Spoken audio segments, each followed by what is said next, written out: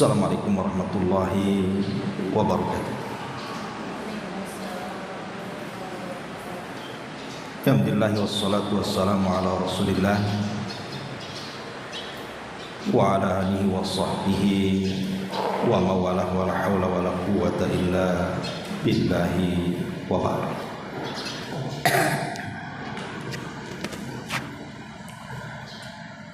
Alhamdulillah, segala puja dan puji hanya milik Allah Subhanahu wa ta'ala. Salawat dan juga salam kita hadiahkan kepada Rasul kita, Nabi yang mulia salawatullah alaihi wasallamuhu, Muhammad ibn Abdullah. Dan kajian di pagi hari ini kita akan membahas seputar sholat, dan kita akan membahas 3 perkara dalam sholat. 3 perkara ini wajib diketahui. Kalau tidak, maka ibu tidak akan bisa untuk menyempurnakan sholat sesempurna mungkin. Mana yang harus ditempel dan mana yang harus disempurnakan. Ma'asyiral muslimat yang dimuliakan Allah Subhanahu wa ta'ala, bahkan yang lebih parah lagi, kalau seandainya tidak bisa membedakan 3 perkara ini, maka bisa sampai ke tingkat batal sholatnya, bahkan tidak berpahala. Apa saja 3 perkara itu? Pertama, bicara tentang rukun sholat. Yang kedua, bicara soal wajib-wajib sholat. Dan yang ketiga, bicara soal sunnah-sunnah sholat. Maka kita harus bisa membedakan mana yang rukun, mana yang wajib, dan mana yang sunnah.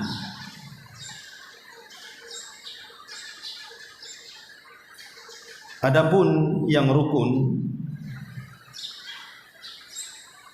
ulama kemudian membahas bahwa rukun sholat itu ada 14. Rukun sholat itu ada 14. Adapun yang wajib ada 8. Adapun yang sunnah itu terbagi 2. Ada sunnah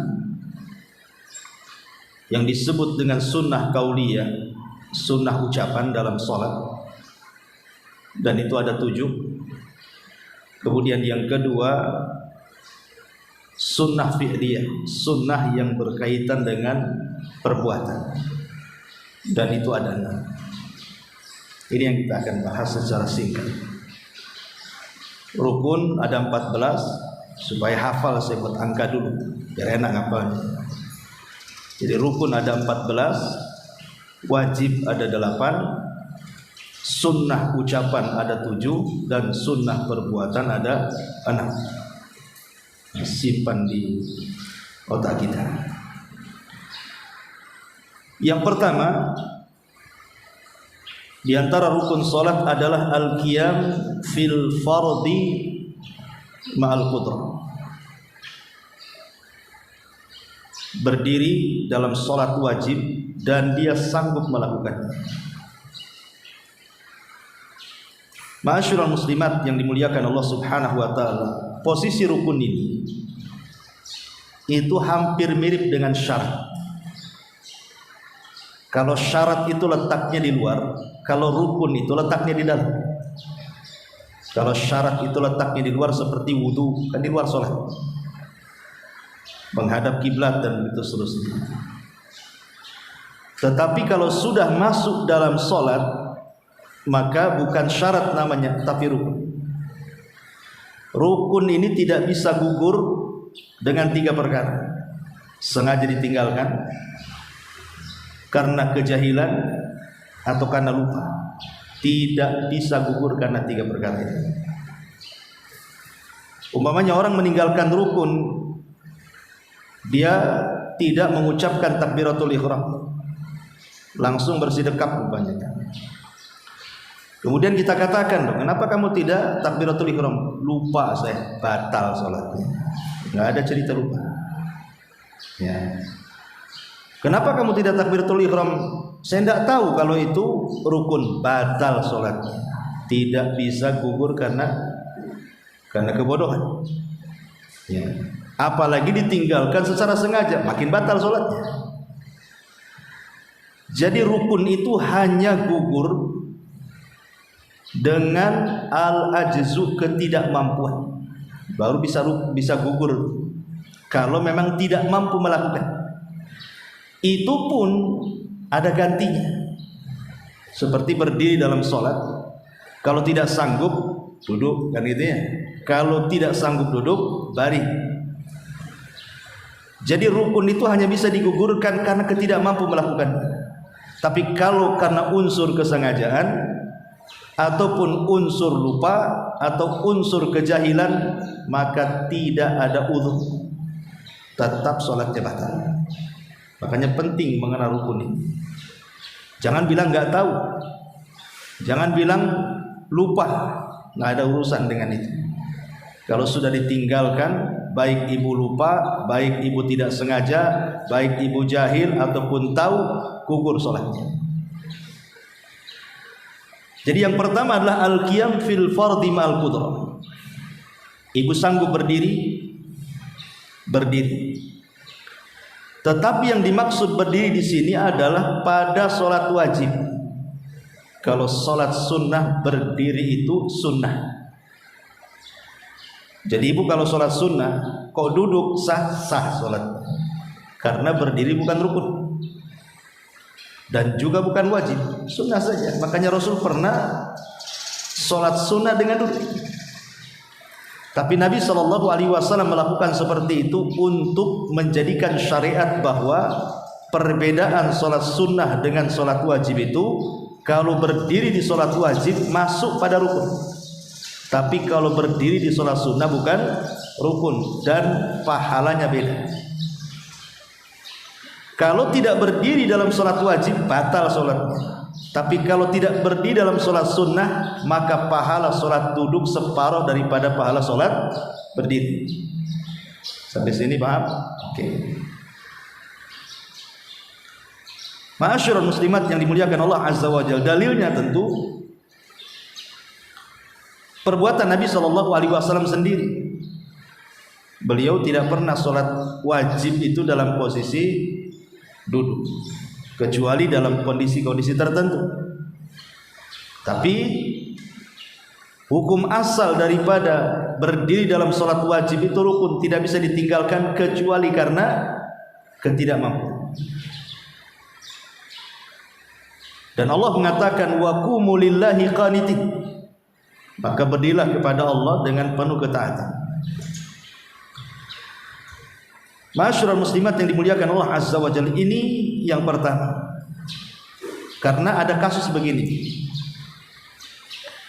Umpamanya ibu masbuk, sementara posisi imam itu sedang ruku.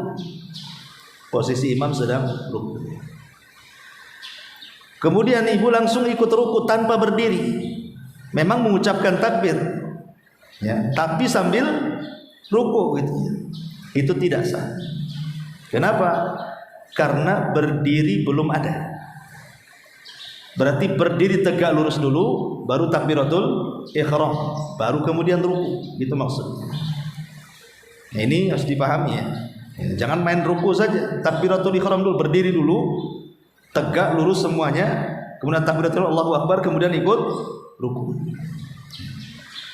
Kemudian yang kedua, takbiratul ihram. Takbiratul ihram ini rukun. Maksudnya takbiratul ihram ini ucapan Allahu Akbar, ya. Ucapan Allahu Akbar itu maksudnya takbiratul ihram, bukan mengangkat tangan. Mengangkat tangan itu sunnah hukumnya. Walaupun ibu tidak mengangkat tangan, ibu katakan Allahu Akbar, itu sudah sah. Jadi takbiratul ihram itu ucapan Allahu Akbar di permulaan sholat. Nah, itu disebut takbiratul ihram. Adapun mengangkat tangan seperti ini, entah sejajar dengan bahu, entah sejajar dengan telinga, itu bukan rukun. Makanya ada, kalau ibu pernah umroh atau haji, lihat kadang orang sholat itu diam saja itu tangannya kan, tapi mulutnya mengucapkan Allahu Akbar. Jadi takbiratul ihram itu maksudnya ucapan Allahu Akbarnya itu yang rukun. Berarti kalau seandainya kemudian ibu masbuk langsung ruku, yang dimaksud ruku Allahu Akbar itu maksudnya Allahu Akbar hendak ruku, bukan takbiratul ihram, tidak sah. Berarti ibu berdiri dulu, Allahu Akbar, baru rukunya Allahu Akbar lagi. Nah, itu maksudnya. Nah, ini yang kedua, takbiratul ihram. Kemudian yang ketiga, qiraatul Fatihah. Membaca surah Al-Fatihah. Berarti doa iftitah dalam salat, doa iftitah dalam salat itu bukan rukun. Walaupun ibu tidak baca iftitah dalam salat, sah salatnya. Tapi walaupun sah salatnya, ya kalau bisa jangan ditinggalkan kan itu. Tapi yang ingin saya katakan bahwa dari bacaan ketika berdiri itu yang rukun hanya baca Fatihah saja. Maka ibu tidak boleh meninggalkan Fatihah baik dalam salat berjamaah, baik dalam salat sendiri. Maka baik ibu jadi imam, baik ibu jadi makmum, maka Fatihah itu jangan ditinggalkan. Yang jadi khilaf itu hanyalah ketika ibu berimam kepada yang dikeraskan suaranya. Seperti zuhur, maghrib, isya dan subuh itu kan dikeraskan. Kalau imamnya dikeraskan, ini yang jadi khilaf ulama. Apakah makmum baca Fatihah ataukah cukup Fatihah makmum diserahkan kepada imam? Nah, ini jadi khilaf. Dan mazhab Syafi'i mengatakan tetap baca Fatihah. Dalam mazhab Syafi'i tetap baca Fatihah. Sehingga dalam kondisi apapun, jadi imam, jadi makmum, sholat sendiri, sholat jamaah, sholat di masjid, sholat di rumah gitu ya, Fatihah ini tidak bisa ditinggalkan. Walaupun ada yang berpendapat kalau sholat di belakang imam yang dikeraskan, maka cukup bacaan Fatihahnya diwakilkan ke imam. Berarti kita dengerin saja, itu maksudnya. Tapi ini sekali lagi ranah khilaf, saya tidak mungkin jelasin bagaimana khilafnya dulu. Kita karena pembahasannya banyak. Kemudian yang ketiga, ruku. Yang ketiga, ruku ini rukun. Jangan ditinggalkan. Karena ruku ini bagian daripada rukun, tolong maka perbaiki rukunya. Jangan salah-salah. Kan ini rukun masalahnya. Karena ada orang yang ruku itu asal-asalan. Kadang-kadang telapak tangannya terlalu ke bawah, di betis pula dia letakkan sehingga membungkuk sekali begini ya. Atau telapak tangannya diletakkan di paha, akhirnya jadinya begini. Haruslah telapak tangan itu letakkan di lutut, makanya nanti begini rukunya. Ya, supaya lurus. Yang kalau diletakkan di sesuatu di sini tidak akan jatuh. Karena ruku itu rukun, maka perhatikan dengan betul-betul. Karena rukun ini fatal kalau sampai masalah. Bisa batal sholat, jangan itu. Ini yang keempat. Yang kelima, bangkit daripada ruku. Bangkit daripada ruku ini harus betul-betul i'tidal. Karena kita lihat banyak orang yang tergesa-gesa sholatnya, yang cepat sekali sholatnya. Itu kadang-kadang habis ruku belum tegak betul-betul berdiri, itu sudah langsung sujud. Ini tidak sah sholatnya. Kenapa? Karena bangkit dari ruku i'tidal itu harus lurus semuanya. Udah lurus baru sujud, gitu maksudnya. Karena ini masuk rukun sholat. Jangan belum tegak sudah ikut sujud. Hati-hati, nanti nggak sempurna rukun. Ini yang kelima. Yang keenam, as-sujudu ala al-a'dha'is sab'ati. Sujud di atas anggota sujud yang 7. Anggota sujud yang 7 ini harus mengenai bumi. Kalau tidak, tidak sah sujudnya. Ingat, anggota sujud ini ada 7. Harus betul-betul tertancap di bumi. Kalau satu saja kemudian dari anggota sujud itu tidak tertancap di bumi, tidak sah sholatnya. Maksudnya apa? 7 anggota sujud itu. Pertama, 2 tangan. Ini sudah 2. Yang kedua, 2 lutut. Itu sudah 4. Kemudian yang ketiga, ujung-ujung kaki. Itu sudah 6 berarti kan. Jadi ujung kaki, 2 lutut, 2 tangan, sudah 6. Yang ketujuhnya adalah dahi. Yang jadi khilaf adalah hidung. Apakah hidung ini masuk bagian daripada dahi? Dan bagaimana kalau seandainya hidung ini tidak nempel di bumi? Ini jadi perselisihan ulama. Ada yang mengatakan tidak sah solatnya karena hidung bagian daripada dahi. Ada yang mengatakan sah solatnya. Wallahu alam, saya cenderung kepada sah solatnya.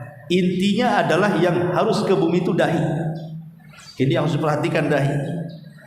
Karena saya nggak pernah melihat hidungnya saja nempel, dahinya tak nempel. Gimana caranya itu? Mungkin mancung kali itu. Tapi yang penting itu dahinya saja. Dahi. Ya, kalau syukur-syukur hidungnya nancap kan lebih mantap lagi. Berarti keluar dari khilaf ulama. Ya, karena bagaimanapun hidung dengan dahi ini kalau bisa nempel di bumi. Tetapi di sini kata para ulama, bagaimana kalau seandainya ibu umpamanya sujud, sudah benar sujudnya, telapak kaki sudah nempel di bumi, lutut sudah nempel di bumi, tangan sudah nempel di bumi, kemudian dahi dan hidung sudah nempel di bumi, dan ibu sudah membaca Subhana Rabbiyal A'la. Tiba-tiba mungkin ibu ini umpamanya ini kaki gatal lah di sini, akhirnya kaki satunya garuk, otomatis kan tidak tertancap lagi kan ke atas kan. Nah, atau entah ada masalah apa, tiba-tiba naik saja kakinya.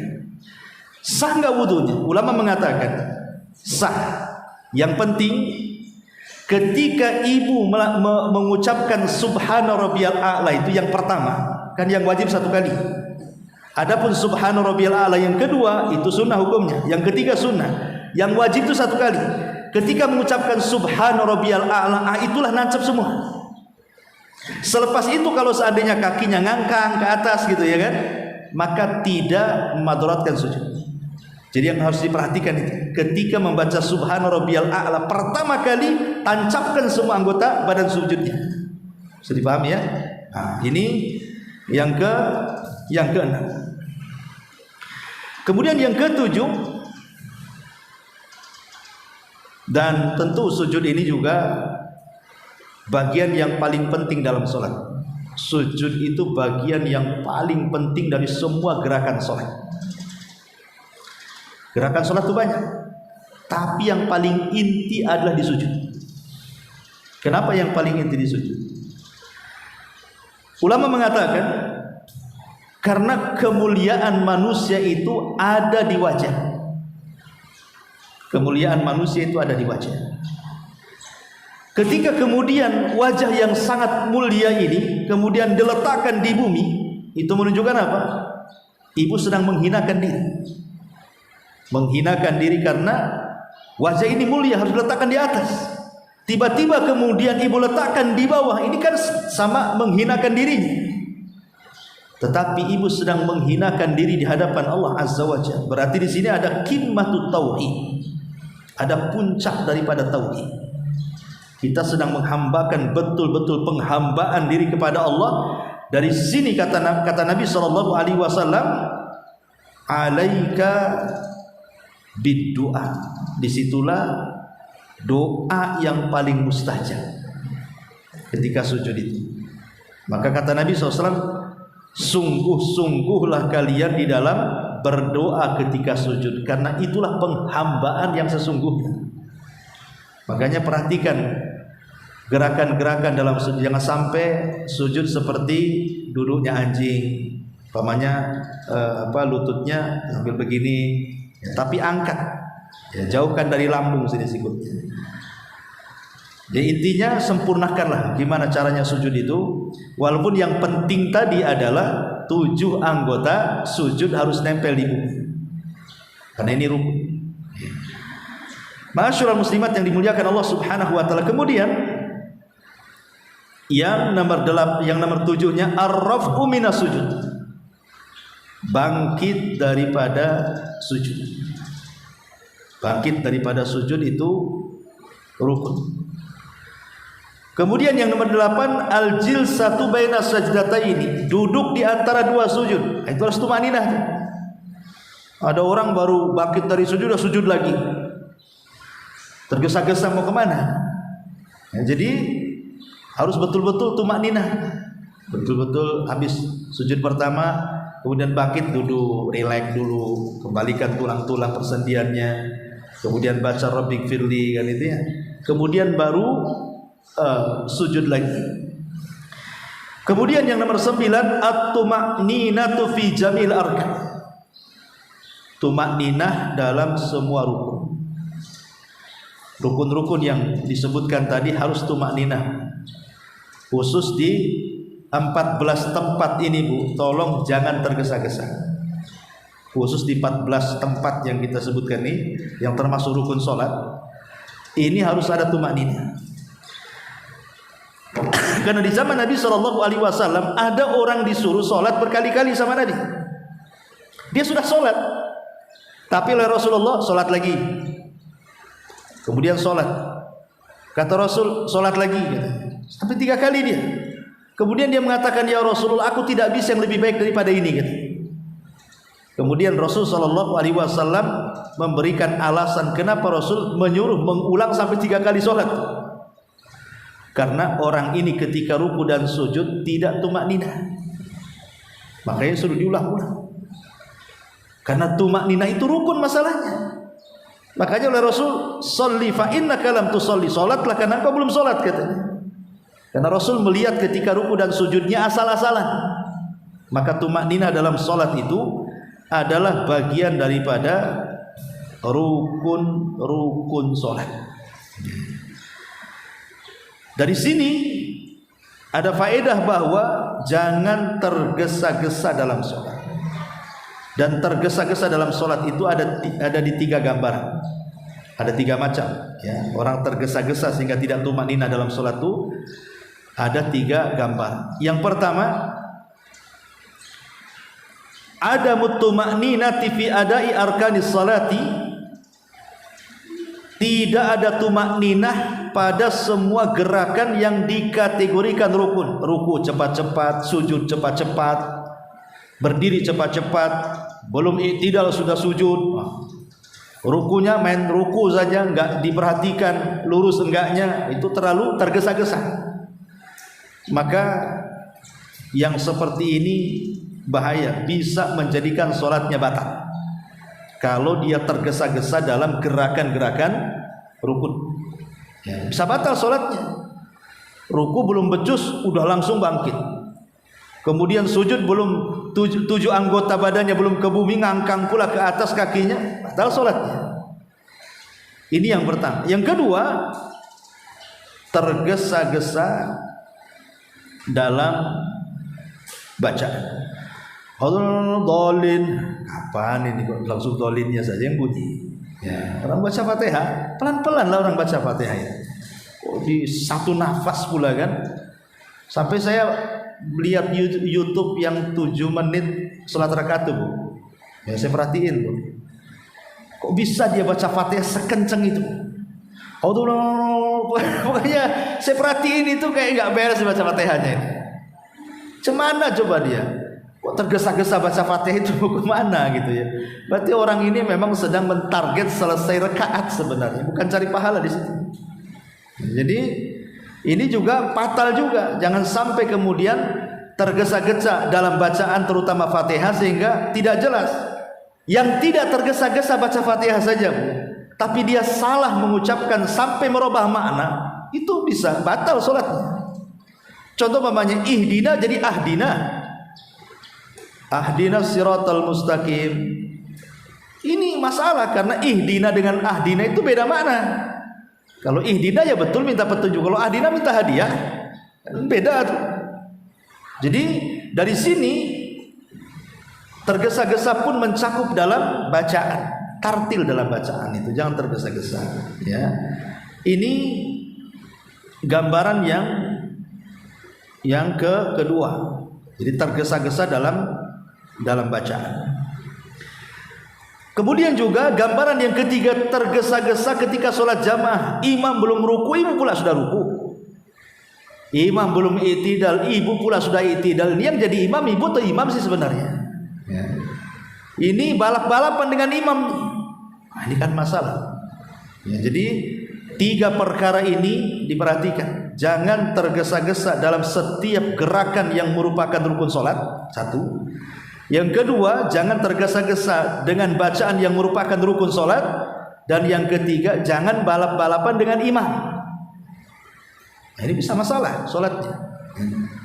Ini yang ke-9, tumaninah dalam sholat. Kemudian yang ke-10, at-tasyahudul akhir. Tasyahud akhir. Kalau tasyahud awal itu bukan rukun tapi wajib. Kalau tasyahud akhir ini rukun. Kalau ditinggalkan batal sholatnya. Tapi kalau tasyahud awal ditinggalkan, dan ditinggalkannya bukan karena sengaja, tapi karena lupa, maka tidak batal sholatnya, tapi ibu ganti dengan sujud sahwi. Kan ibu selalu kadang-kadang kan, tadi belum tasyahud awal sudah bangkit aja. Mungkin ibu mikirin utang, jadi lupa gitu ya. Aduh, apalagi debt collector ada pula di depan itu kan, makin lupa lagi kan. Pas sudah rakaat terakhir mau tasyahud akhir, loh saya tadi belum tasyahud awal. Tidak masalah, lanjutkan saja tasyahud akhirnya, kemudian lakukan sujud sahwi sebelum salam, selesai. Karena meninggalkan wajib itu tidak membatalkan sholat kecuali dengan sengaja. Kalau lupa tidak. Walaupun sekali lagi ada khilaf antara mazhab Hambali dengan jumhur ulama. Kalau jumhur ulama tidak ada yang namanya wajib sholat, yang ada rukun dan sunnah gitu ya. Tapi kalau dalam mazhab Hambali yang sekarang kita kaji ini, ada rukun, ada wajib, ada sunnah. Kalau jumhur ulama tidak. Jumhur ulama itu cuman ya yang satu rukun, yang lainnya semua sunnah, kecuali orang yang meninggalkan tasyahud awal, maka dia sujud sahwi ini sepakat semuanya. Kenapa? Karena ada perbuatan Nabi. Adapun kewajiban sholat yang lainnya kalau ditinggalkan, tidak ada riwayat Rasul sujud sahwi. Jadi sujud sahwi itu hanya ketika meninggalkan kewajiban yang namanya tasyahud awal saja. Baik ya. Kemudian yang ke-11, al-julus litasyahudil akhir. Duduk ketika tasyahud akhir. Karena duduk ini bagian daripada rukun, maka perbaiki duduknya. Harus betul-betul duduk gitu ya. Jangan salah-salah duduknya. Kemudian yang nomor 12, as-salatu ala nabi. Bersolawat kepada Nabi. Kan dalam bacaan tasyahud akhir itu ada solawat Ibrahimiyah kan. Allahumma sholli ala Muhammad wa ala ali Muhammad kama shallaita ala Ibrahim wa ala ali Ibrahim innaka Hamidum Majid. Allahumma barik ala Muhammad wa ala ali Muhammad kama barakta ala Ibrahim wa ala ali Ibrahim innaka Hamidum Majid. Lah ini namanya sholawat Ibrahimiyah. Lah sholawat Ibrahimiyah di tasyahud akhir itu rukun. Karena bacaan tasyahud awal dengan tasyahud akhir beda. Ada yang membedakan. Ada yang mengatakan bahwa tasyahud awal itu bacaannya sampai di kalimat syahadat saja. Jadi dari at-tahiyat kemudian sampai di kalimat syahadat, asyhadu alla ilaha illallah wa asyhadu anna Muhammadar Rasulullah, kemudian bangkit. Ini tasyahud awalnya. Ada juga yang berpendapat dihabiskan sama bacaan tasyahud awal dengan tasyahud akhir. Tapi kan ada khilaf di sini. Ya. Tetapi kalau tasyahud akhir ini sepakat bahwa sholawat harus dibaca dan itu bagian daripada rukun. Kalau tasyahud awal itu kan bagian mengatakan bacaannya sampai dua kalimat syahadat, berarti kan tidak sempat sholawat dia kan, langsung bangkit. Ya. Karena sholawat itu dibaca setelah syahadat. Kan tahiyat, syahadat, sholawat kan gitu. Ya, urutannya baca tasawuf itu kan tahiyat dulu, at-tahiyatu lillah. Nah, kemudian di tengah-tengah syahadat asyhadu alla ilaha illallah wa asyhadu anna muhammadar rasulullah. Kemudian yang ketiga baru Allahumma sholli ala Muhammad. Tahiyat, syahadat, salawat. Maksudnya ya. Lah, sebagian ulama mengatakan bahwa tasawuf awal itu hanya sampai syahadat saja, tidak baca salawat. Dia langsung bangkit. Walaupun ada yang berpendapat baca salawat juga. Artinya kan ada yang baca, ada yang enggak kan gitu. Tapi kalau tasawuf akhir harus dibaca. Karena itu rukun. Itu rukun, kalau sampai ditinggalkan salawat pada tasawuf akhir batal salatnya. Harus dibaca. Kemudian yang nomor 13, at-tartib baina arkanis shalah. Lakukan salat itu secara tartib. Jangan habis Fatihah langsung sujud, ruku aja belum. Tartiblah kan itu. Shallu kama raaitumuni usolli. Salatlah kalian sebagaimana kalian melihat aku salat, kata Rasulullah. Jadi tartib ya betul-betul tartib, dari takbiratul ihram, kemudian iftitah dan Fatihah, kemudian surat, kemudian ruku, gitu maksudnya persis seperti yang diajarkan macam mana Rasul dari awal sampai akhir salatnya. Jangan ibu tukar. Ibu malas berdiri, ibu ambil tasawuf dulu, habis itu baru berdiri, Anda bisa batal salatnya. Karena tartib itu bagian daripada rukun salat. Kemudian yang terakhir, at-taslimani. Ucapan salam, ingat ya, bukan gerakan kepala, tapi ucapan assalamualaikum warahmatullah, itu rukunnya di situ. Jadi kalau ibu seandainya tidak tengok-tengok, sah sholatnya. Umpamanya tasawuf akhir nih, ibu sudah membaca semuanya, ketika ibu mengucapkan salam assalamualaikum warahmatullah, ibu nggak begini, gini saja, sah sholatnya, sah. Kenapa? Karena yang rukun itu ucapan assalamualaikumnya. Adapun kepala yang tengok kiri ke kanan itu sunnah saja. Seandainya ibu umpamanya ke atas ke bawah pun sah saja. Assalamualaikum warahmatullahi wabarakatuh. Assalamualaikum. Tapi kan Rasul nggak mencontohkan. Seandainya ibu buat kayak gitu sah. Kenapa? Karena yang penting salamnya, ucapannya itu loh. Itu yang rukun, itu ucapan assalamualaikum warahmatullahi. Itu yang rukunnya di situ. Jadi seandainya umpamanya ibu cuman ke kanan saja, assalamualaikum warahmatullahi, assalamualaikum warahmatullahi, enggak gini, sah ya, karena yang rukun itu saya ulang-ulang ucapan salam, itu yang rukun. Sampai di sini paham ya? Ini 14 ini disebut rukun sholat. Saya ulangi ya. Yang pertama berdiri. Ada yang menambah niat, tapi niatnya jadi khilaf ulama. Ada yang mengatakan syarat dan memberikan rukun, makanya saya tidak jelaskan. Ya, pertama berdiri, yang kedua takbiratul ihram, yang ketiga baca Fatihah, yang keempat ruku, yang kelima bangkit daripada ruku, kemudian yang keenam sujud di atas 7 anggota sujud, 2 kaki, 2 lutut, 2 tangan, kemudian dahi dan hidung ya. Kemudian bangkit daripada sujud, kemudian duduk di antara 2 sujud, kemudian yang nomor 9 tumakninah dalam semua rukun, kemudian yang nomor 10 tasyahud akhir, yang nomor 11 duduk di tasyahud akhir, kemudian yang 12 sholawat kepada Nabi, yang 13 dilakukan secara tertib antara rukun-rukun sholat, dan yang terakhir 14 ucapan 2 kali salam assalamualaikum warahmatullah, assalamualaikum warahmatullah. Ini disebut rukun. Tolong 14 ini perhatikan betul-betul, karena meninggalkan rukun ini bisa sampai membatalkan sholat dan tidak bisa diberi udzur. Saya ulangi dari awal tadi kan, rukun itu tidak bisa ada udzur karena lupa, karena tidak tahu, atau karena sengaja. Kalau sampai ditinggalkan batal sholatnya. Jadi gugurnya rukun itu hanya bisa dilakukan ketika ibu tidak sanggup melakukan itu saja. Gak sanggup berdiri karena kakinya asam urat, terpaksa duduk. Nah, itu hanya dalam kondisi tidak sanggup baru gugur rukun itu. Ini yang pertama yang harus dipahami. Yang kedua, Oh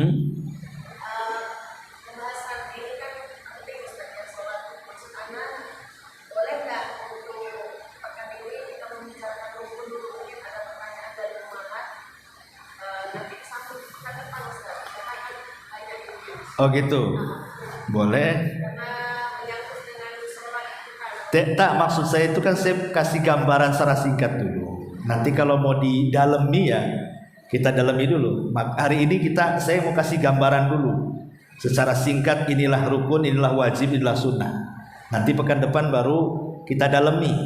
Ya, bisa gitu. Oke, lanjut. Nah, sekarang masuk wajib sholat. Wajib sholat ada berapa tadi? 8. Ya, ada yang mengatakan 9. Wajib sholat itu yang pertama, semua takbir selain takbiratul ihram. Ibu kalau bangkit kemudian merendah dalam sholat kan mesti ada takbirnya tuh. Mau ruku ada takbirnya, bangkit dari ruku ada takbirnya, turun ke sujud ada takbirnya, bangkit dari sujud ada takbirnya. Lah takbir itu, maksud takbir di sini ucapan Allahu Akbar ya, bukan cerita gerakan ya. Maksud takbir di sini ucapan Allahu Akbar, Allahu Akbar, Allahu Akbar. Itu maksudnya takbir di sini. Jadi semua takbir dalam sholat selain takbir yang pertama. Kalau takbir pertama disebut takbiratul ihram, itu masuk pada rukun tadi sudah saya jelaskan ya. Berarti selain takbiratul ihram yang pertama, semua takbir dalam sholat itu hukumnya wajib. Hukumnya wajib. Bukan ngangkat tangan, sekali lagi ya. Bukan ngangkat tangan itu sunnah hukumnya. Ucapan Allahu Akbar, Allahu Akbar, Allahu Akbar. Kemudian yang kedua, ucapan yang kedua yang termasuk wajib sholat adalah ucapan Subhana Rabbiyal Azim fir ruku. Kalau rukunya rukun, tapi kalau bacaannya wajib. Ya. Subhana Rabbiyal Azim, Subhana Rabbiyal Azim. Menurut Hanabilah mazhab Ahmad, kalau sampai ditinggalkan secara sengaja batal sholatnya. Tapi menurut mayoritas ulama tidak batal sholat, karena mayoritas ulama hanya membagi rukun dan sunnah, nggak ada wajib. Tapi kalau dalam mazhab Hambali terbagi 3, ada rukun, ada wajib, ada sunnah. Dan kita sedang mempelajari mazhab Hambali di sini. Jadi ucapan Subhana Rabbiyal Azim itu wajib, jangan sampai ditinggalkan. Kemudian yang ketiga, ucapan Sami Allahu liman hamidah, baik makmum ataupun imam. Ini baik imam atau ibu dalam posisi sholat sendiri. Sami Allahu liman hamidah, ini wajib. Kemudian yang keempat, ucapan Rabbana walakal hamd. Rabbana walakal hamd, baik imam ataupun makmum. Kemudian yang nomor 5, Subhana Rabbiyal A'la dalam sujud. Kemudian yang nomor 6, ucapan Rabbighfirli di antara 2 sujud. Kemudian yang ke-7, tasyahud awal. Dan yang ke-8, duduk dalam tasyahud awal. Ini 8 perkara yang disebut wajib-wajib sholat. Semua takbir kecuali takbiratul ihram, ucapan Subhana Rabbiyal Azim dalam ruku, ucapan Sami Allahu liman hamidah bangkit daripada ruku, ucapan Rabbana walakal hamd ketika i'tidal, kemudian ucapan Subhana Rabbiyal A'la ketika sujud, kemudian ucapan Rabbighfirli duduk di antara 2 sujud, kemudian tasyahud awal dan duduknya di tasyahud awal, itu semua adalah wajibatus sholat, kewajiban sholat. Ma'asyiral muslimat yang dimuliakan Allah Azza wa Jalla, tadi saya sudah singgung 8 perkara ini yang kalau seandainya ditinggalkan secara lupa, maka yang mendatangkan sujud sahwi itu hanya di tasyahud. Ya, jadi kalau ibu lupa tidak tasyahud awal langsung bangkit, di sini mendatangkan sujud sahwi. Tapi selain daripada tasyahud awal tidak perlu. Umpamanya ibu lupa membaca sami Allahu liman hamidah, ya, atau lupa membaca subhana rabbiyal azim, atau lupa membaca subhana rabbiyal a'la gitu ya, maka tidak ada sujud sahwi. Yang sujud sahwi itu kalau meninggalkan tasawuf saja. Nah, itu keterangan ulama seperti itu. Tapi walaupun ini penjelasannya panjang, saya ngeringkas saja biar secara global ibu tahu. Nah, gitu ya. Oh, kalau ditinggalkan ini sujud, kalau ini enggak, gitu maksudnya gitu ya. Ini yang kedua, kewajiban sholat. Dan yang terakhir bicara sunnah. Sunnah ini penting juga, walaupun memang tidak memadorotkan sholat sampai ke tingkat batal, ataukah kurang mengurangi kesempurnaan sholat, tetapi menjalankan sunnah ini adalah bisa menyempurnakan sesempurna mungkin dalam sholat kita, baik dalam khusyuan ataupun pahala. Dan itu saya bagi menjadi dua ya, ada sunnah qauliyah, sunnah ucapan, dan itu ada 7. Satu, bacaan iftitah dengan berbagai macam bentuk iftitahnya, karena iftitah sholat kan banyak ya. Kemudian yang kedua, bacaan ta'awudz, a'udzubillahi minasyaitonirrajim, sebelum membaca Fatihah, atau a'udzubillahi minasyaitonirrajim. Kemudian ucapan basmalah, bismillahirrahmanirrahim. Kemudian yang keempat, itu tuh 3 ya. Yang pertama iftitah, yang kedua ta'awudz, yang ketiga basmalah, yang keempat tambahan bacaan dalam ruku. Subhana rabbiyal azim, yang pertama itu wajib, yang kedua dan yang ketiga dan seterusnya sunnah. Jadi ibu kalau tergesa-gesa baca 1 kali saja sudah melaksanakan kewajiban namanya ya. Kalau mau nambah berarti ibu menambah dengan sunnah ya.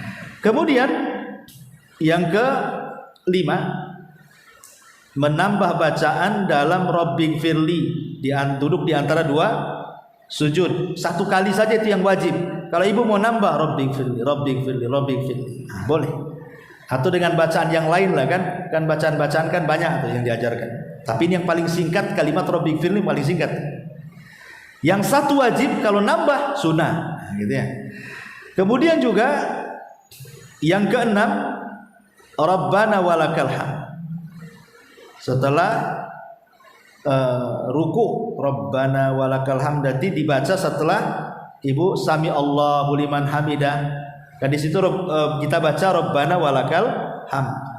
Kalau ibu mau menambah berkali-kali Rabbana walakal hamd, Rabbana walakal hamd, Rabbana walakal hamd, itu sunnah hukum ya. Kemudian juga yang nomor 7, mazada alal fatihati minal qiraah, bacaan surat setelah Fatihah. Kalau ibu baca Fatihah di rakaat pertama, kedua, ketiga enggak baca surat, sah salatnya, enggak apa-apa. Umpamanya ibu salat subuh tadi di rumah, ibu dah hafal surat Fatihah saja dua-duanya. Rakaat pertama Fatihah enggak ada surat, rakaat kedua Fatihah enggak ada surat, sah. Tapi ingat Bu, jangan ditukar. Ibu kalau meninggalkan Fatihah walaupun 1 Quran ibu baca enggak sah salatnya. Umpamanya ibu baca bab Al-Baqarah, Al-Imran, An-Nisa sampai qul a'udzu birabbin nas, tapi tak baca Fatihah, enggak sah salatnya. Tapi kalau ibu baca Fatihah, semua surat enggak dibaca, sah salatnya. Itulah bedanya ya. Fatihah ini menentukan tuh, karena dia rukun masalahnya. Kalau baca Quran itu sunnah-sunnah saja. Ini yang disebut dengan sunnah kauliyah namanya. Lah di sana ada sunnah fi'liyah, sunnah perbuatan, seperti mengangkat kedua tangan saat takbiratul ihram. Seandainya ibu diam saja, Allahu Akbar, sah karena ibu sudah mendatangkan rukun ucapan Allahu Akbar. Ngangkat tangan itu sunnah, tapi rukun sunnah jangan ditinggalkan ya. Kemudian yang kedua, meletakkan kedua tangan di sini, wad'ul yadainil yumna 'alal yusra athna al-qiyam qabla ruku wa ba'da. Meletakkan tangan kanan di atas tangan kiri dalam posisi berdiri sebelum ruku atau setelahnya. Sebelum ruku atau setelahnya. Kemudian yang nomor 3, an-nadharu ila maudhi'i sujud. Ibu ketika berdiri sholat ke tempat sujud pandangannya, itu sunnah saja. Karena boleh juga kita memandang ke atas, ke lurus gitu ya. Allahu Akbar. Boleh. Atau Allahu Akbar ke bawah, nengok tempat sujud. Menengok tempat sujud itu bukan rukun, bukan wajib, itu sunnah saja. Seandainya ibu menatap ke depan begitu, tidak ada masalah. Bahkan Abu Hanifah kalau tidak salah justru ditatapkan ke depan, bukan ke tempat sujud. Alasannya apa? Fa aina ma tuwallu fa thamma wajhullah. Kemanapun kau arahkan, di situ ada wajah Allah.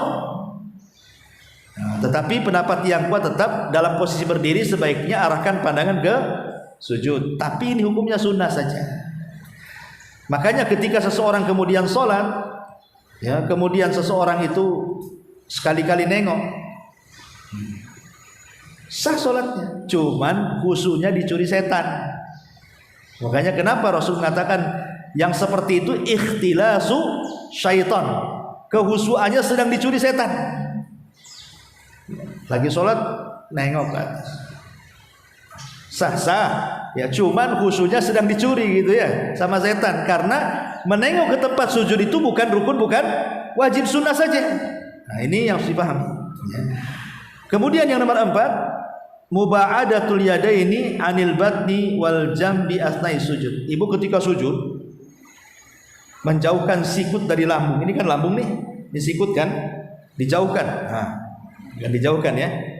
Ini sunnah, menjauhkan sikut ini ke lambung ini sunnah. Seandainya ibu sujudnya begini kayak duduknya anjing, sah-sah saja. Yang penting 7 anggota sujud itu jangan sampai tidak nancap di bumi, gitu ya.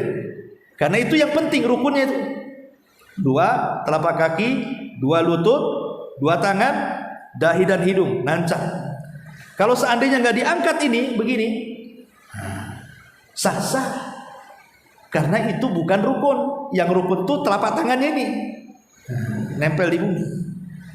Nah, kecuali kalau gini, ininya di sini, telapak tangannya gini pula, ya enggak sah kan, itu berarti telapak tangannya nggak sampai di bumi, gitu ya. Nah itu namanya. Tapi Rasul melarang, tidak boleh sujud seperti duduknya anjing ya. Walaupun sah, tapi Rasul melarang, tidak boleh menyerupai binatang ketika sholat. Kemudian termasuk juga al-iftirash. Ketika ibu umpamanya disebutkan wahwal julus nasiban al-qadam al-yumna wajailan asabi'ahu lil qiblati muftarisan ar-rijlil yusra jalisan 'alaiha wa yusannu fi jami'il jalasati salati illa fi tasyahhudil akhir min salati tazidu ala rak'ataini. Jadi iftirash itu ya duduk seperti tasyahud awal gitu. Seandainya di tasyahud awal Bu, kan ada yang melabuhkan pantat, ada yang kemudian pantatnya ditaruh di atas tumit, kan itu ya. Ini seandainya ibu melabuhkan ke bumi pun nggak ada masalah sholatnya. Ya. Ataupun meletakkan di atas tumit ini karena hukumnya sunnah saja gitu maksudnya. Nah ini juga bagian daripada sunnah-sunnah fi'liyah yang disebutkan. Termasuk juga tawarruk juga sama. Tawarruk iftirash itu antara melabuhkan dan meletakkan di atas tumit itu namanya diistilahkan dengan iftirash dan at-tawarruk. Inilah 6 perkara yang termasuk sunnah fi'liyah. Kalau ibu perhatikan rukun, wajib, sunnah, insyaallah Bu, sempurna sholat kita. Ya, apalagi ibu paham, oh ini saya di posisi rukun nih, jangan main-main. Ya, harus betul-betul ketika ruku, ketika sujud. Oh ini saya di posisi wajib. Nah, ini saya di posisi sunnah. Sehingga bisa mana yang membatalkan, mana yang ditempel, mana yang tidak harus ditempel. Nah itulah diantara 3 perkara yang wajib diketahui seorang yang hendak sholat. Ini secara global saja. Nanti ke depannya insya Allah kita rinci lah satu-satu. Ya. Wallahu a'lam.